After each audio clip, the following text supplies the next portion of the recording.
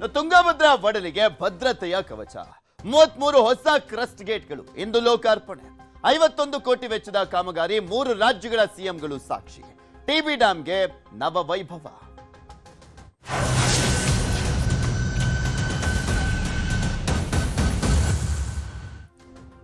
ಇಂದು TB ಡ್ಯಾಂನ ನೂತನ crust ಗೇಟ್ಗಳನ್ನು ಲೋಕಾರ್ಪಣೆ ಮಾಡಲಾಗ್ತದೆ ಗೇಟ್ ಲೋಕಾರ್ಪಣೆ ಮಾಡಲಿದ್ದಾರೆ ಮುಖ್ಯಮಂತ್ರಿ ಡಿಕೆ ಶಿವಕುಮಾರ್ ಅವರು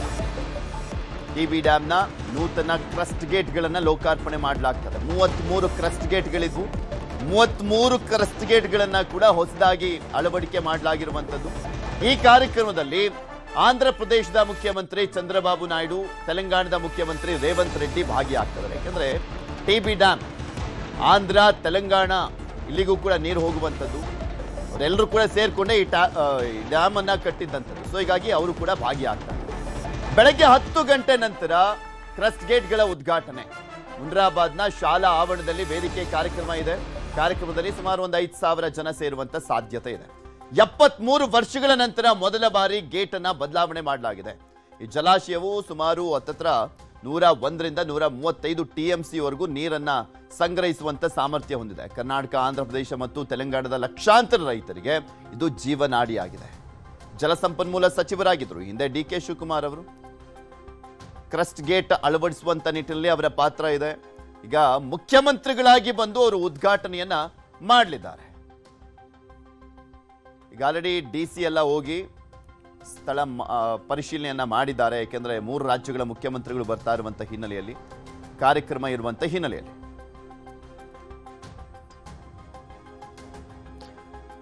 ಅಲ್ಲಿಂದನೇ ನೇರ ಸಂಪರ್ಕದಲ್ಲಿ ಜಾಯಿನ್ ಆಗ್ತಾ ಇದ್ದಾರೆ ನಮ್ಮ ಪ್ರತಿನಿಧಿ ಬಸವರಾಜ್ ನಮ್ಮ ಜೊತೆ ನೇರ ಸಂಪರ್ಕದಲ್ಲಿದ್ದಾರೆ ಬಸವರಾಜ್ ಯಾವ ರೀತಿಯಾಗಿ ಸಿದ್ಧತೆ ವ್ಯವಸ್ಥೆಯನ್ನ ಮಾಡಿಕೊಳ್ಳಲಾಗಿದೆ 33 ಕ್ರಸ್ಟ್ ಗೇಟ್ಗಳು 73 ವರ್ಷಗಳ ಬಳಿಕ ಹೊಸದಾಗಿ ಅಳವಡಿಸಿ ಲೋಕಾರ್ಪಣೆ ಮಾಡ್ತಾ ಇರುವಂತ ಹಿನ್ನೆಲೆಯಲ್ಲಿ ಯಾವ ರೀತಿಯಾಗಿ ಮತ್ತೊಂದು ಹೊಸ ಚೈತನ್ಯ ಸಿಕ್ಕಂತೆ ಆಗ್ತಾ ಇದೆ ಆ ಭಾಗದ ರೈತರಿಗೆ ಮತ್ತೊಂದು ಕಡೆ ಆ ಒಂದು ಡ್ಯಾಮ್ಗೆ ಅಂತ ಖಂಡಿತ ಪೃಥ್ವಿರಾಜ್ ತುಂಗಭದ್ರಾ ಜಲಾಶಯ ಇವತ್ತು ಐತಿಹಾಸಿಕ ಒಂದು ಕಾರ್ಯಕ್ರಮಕ್ಕೆ ಸಾಕ್ಷಿ ಆಗ್ತಾ ಇರತಕ್ಕಂಥದ್ದು ಯಾಕೆಂತಂದ್ರೆ 2024 ಆಗಸ್ಟ್ 10ರಂದು ತುಂಗಭದ್ರಾ ಜಲಾಶಯದ ಕ್ರಸ್ಟ್ ಗೇಟ್ 19 ನೀರಿನ ರಭಸಕ್ಕೆ ಕೊಚ್ಚಿ ಹೋಗಿತ್ತು ಇದಾದ ನಂತರ ರೈತರಲ್ಲಿ ಸಾಕಷ್ಟು ಆತಂಕದ ಮನೆ ಕೂಡ ಮಾಡಿರ್ತಕ್ಕಂಥದ್ದು ಯಾಕೆಂತಂದ್ರೆ ಕ್ರಸ್ಟ್ ಗೇಟ್ ಅಲ್ಲಿ ಕೊಚ್ಚಿ ಹೋದ ನಂತರ ಸಾಕಷ್ಟು ಅಪಾರ ಪ್ರಮಾಣದ ನೀರು ಕೂಡ ತುಂಗಭದ್ರಾ ಜಲಾಶಯದಿಂದ ಒಂದು ವ್ಯರ್ಥವಾಗಿ ಕೂಡ ಹರಿದು ಹೋಗಿರ್ತಕ್ಕಂಥದ್ದು ಆದರೆ ಸರ್ಕಾರ 3 ರಾಜ್ಯಗಳು ಆಂಧ್ರ ಕರ್ನಾಟಕ ತೆಲಂಗಾಣ 3 ರಾಜ್ಯಗಳು ಮತ್ತು ಟಿಬಿ ಬೋರ್ಡ್ ಆಡಳಿತ ಮಂಡಳಿಯ ಒಂದು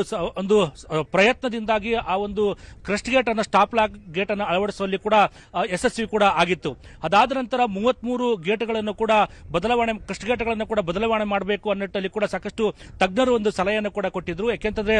ಜಲಾಶಯ ನಿರ್ಮಾಣ ಆಗಿ 73 ವರ್ಷ ಆಯಿತು ಆ ನಿಟ್ಟಿನಲ್ಲಿ ಕೂಡ ಸಾಕಷ್ಟು ಒಂದು ಕ್ರಸ್ಟ್ ಗೇಟ್ಗಳು ಕೂಡ ದುರಸ್ತಿ ಕಾರ್ಯಗಳು ಕೂಡ ಮಾಡಬೇಕಾಗಿತ್ತು 33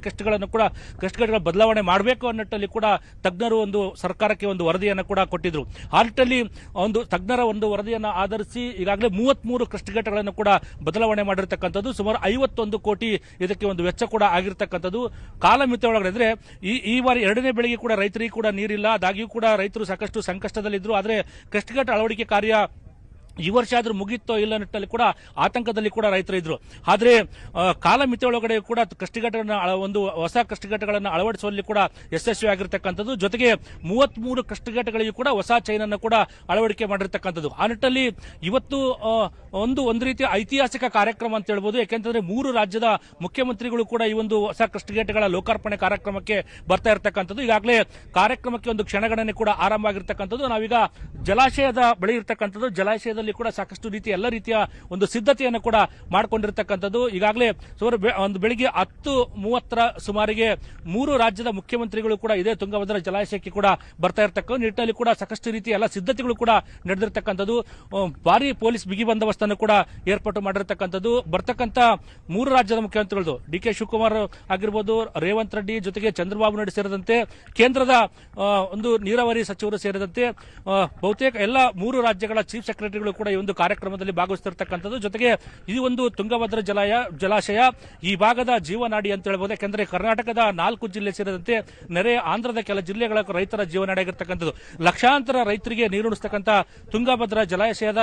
ಈ ಒಂದು ಐತಿಹಾಸಿಕ ಕಾರ್ಯಕ್ರಮ ರೈತರಲ್ಲಿ ಕೂಡ ಒಂದು ರೀತಿಯ